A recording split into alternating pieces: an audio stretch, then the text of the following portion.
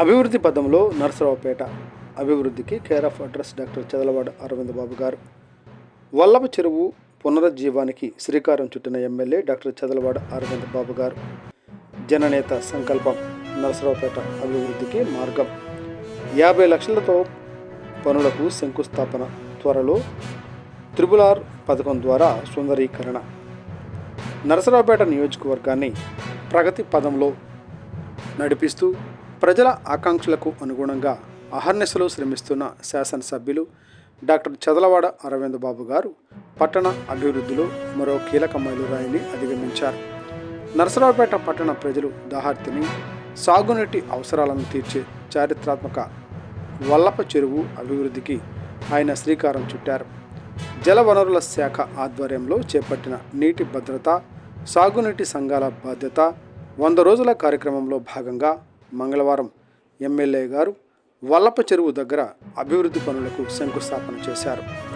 GNRJC నిధులు 50 లక్షల వ్యయంతో చేపట్టనున్న ఈ పనులకు ఆయన ప్రత్యేక పూజలు నిర్వహించి భూమి పూజ చేశారు.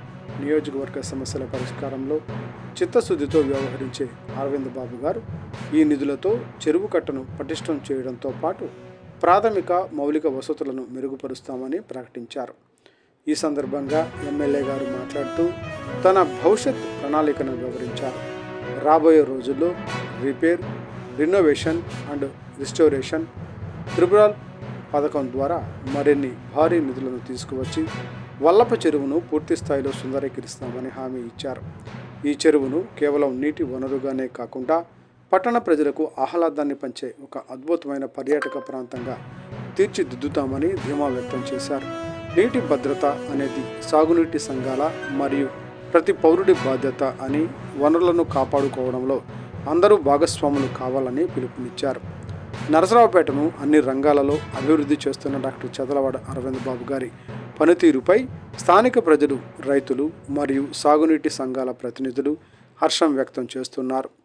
మాట ఇస్తే తప్పని నాయకుడిగా ఆయన చేస్తున్న కృషి పట్టణ రూపురేఖలను మారుస్తుందని వారు కొనియాడారు.